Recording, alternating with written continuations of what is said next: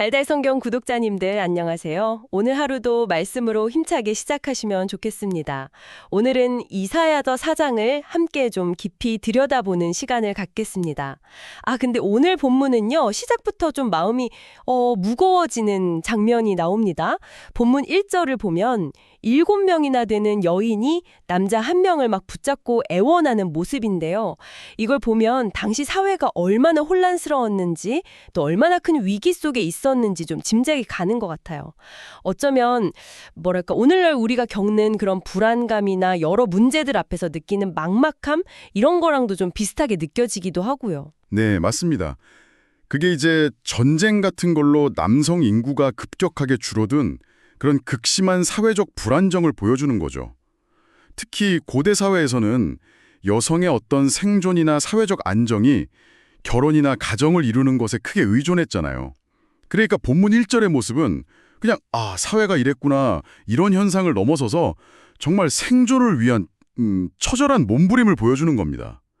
개인의 절박함이 느껴지죠. 그런 절망적인 상황 앞에서 이사야는 그 근본 원인을 어디서 찾았을까요? 그냥 눈에 보이는 사회 문제, 전쟁 때문이야 이런 것만은 아니었을 것 같은데요? 맞습니다. 이사야는 이 모든 혼란의 뿌리가 더 깊은 곳에 있다고 봤어요. 바로 백성들이 하나님과의 그 신성한 약속, 언약을 저버리고 영적으로 타락한 데 있다고 진단한 거죠. 그래서 해답도 세상적인 방식이 아니라 하나님으로부터 오는 어떤 새로운 시작에서 찾으려고 합니다. 그게 바로 본문 2절에 등장하는 여호와의 싹입니다. 여호와의 싹. 이게 그냥 식물의 싹을 말하는 건 아닐 텐데 이 이미지가 왜 그렇게 중요했을까요? 뭔가 특별한 의미가 있겠죠. 네, 아주 중요한 포인트입니다. 싹이라는 이미지는 보통 죽은 것처럼 보이는 마른 나무에서도 새롭게 돋아나는 그런 강인한 생명력을 상징하거든요. 그러니까 아무리 절망적인 상황이라도 하나님께서 일으키실 새로운 희망, 새로운 시작을 의미하는 거죠.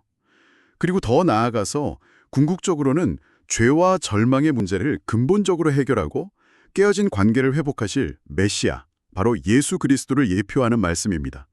그분의 오심과 또 그분의 희생을 통해서 진짜 회복과 생명이 주어진다는 그런 약속인 거죠. 그렇군요. 절망 속에서도 다시 피어나는 그런 생명의 약속이라니 참 위로가 되네요. 근데요, 예수님이 오셨다고 해서 세상의 모든 문제가 그냥 저절로 다 해결되는 건 아니잖아요. 이사야는 이어서 본문 3절에서 남아있는 자들에 대해서 이야기하는데요. 이 사람들이 뭔가 중요한 역할을 하는 것 같아요. 네, 정확하게 보셨습니다. 여기서 시온에 남아있는 자, 또 예루살렘에 머물러 있는 자라고 표현된 이 사람들이 중요해요. 이들은 단순히 재앙을 운 좋게 피한 사람들이 아니고요. 하나님의 거룩하심을 사모하고 또 이 혼란스러운 세상 속에서도 신실하게 그분의 뜻을 따르기로 결단한 사람들, 바로 그들을 의미합니다.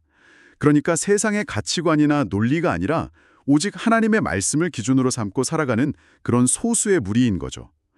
이사야는 바로 이 남은 자들을 통해서 하나님께서 세상을 새롭게 하실 거라고 본 겁니다. 어쩌면 오늘 이 시대를 살아가는 우리 구독자님들 같은 성도들이 바로 이 시대의 남은 자들이라고 할 수 있겠습니다. 저희가 이 시대의 남은 자들이라면 어깨가 좀 무겁게 느껴지는데요. 그 역할이 참 중요하게 다가옵니다. 근데 사실 저희 안에도 여전히 부족함이나 연약함이 참 많잖아요. 어떻게 그 역할을 감당할 수 있을까요? 네, 정말 좋은 지적이세요. 그래서 본문 4절의 약속이 정말 중요합니다. 하나님께서 직접 심판하는 영과 소멸하는 영으로 우리의 더러움과 죄악을 깨끗하게 씻기시고 정결하게 하시겠다고 약속하십니다. 여기서 심판과 소멸은 그냥 무서운 벌이라기보다는 우리를 거룩한 백성으로 다시 회복시키시려는 하나님의 열심, 그분의 사랑을 보여주는 거예요.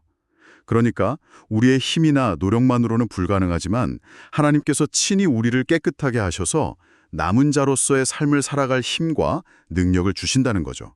구독자님들, 우리가 살아가는 이 시대도 어쩌면 이사야 시대 못지않게 여러 어려움과 아픔, 또 불안이 참 많은 것 같습니다.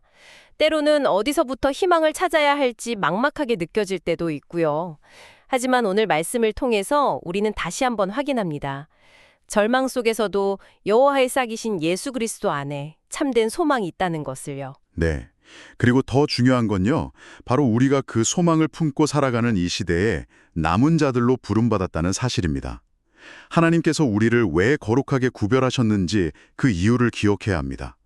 그것은 바로 우리의 삶을 통해서 하나님의 살아계심과 그분의 사랑, 또 그분의 정의를 이 세상에 드러내기 위함이죠. 그렇다면 오늘 하루 남은 자로서 부름받은 저와 구독자님들이 각자의 삶의 자리에서 이 말씀을 어떻게 구체적으로 살아낼 수 있을지 함께 고민해보면 어떨까요? 우리의 작은 순종, 또 거룩한 삶의 방식을 통해서 우리가 속한 가정과 일터, 그리고 공동체 안에 하나님의 뜻이 아름답게 이루어지도록 힘쓰는 그런 저와 여러분이 되기를 소망합니다. 오늘 하루도 말씀으로 힘차게 시작하시는 복된 하루 보내시길 바랍니다.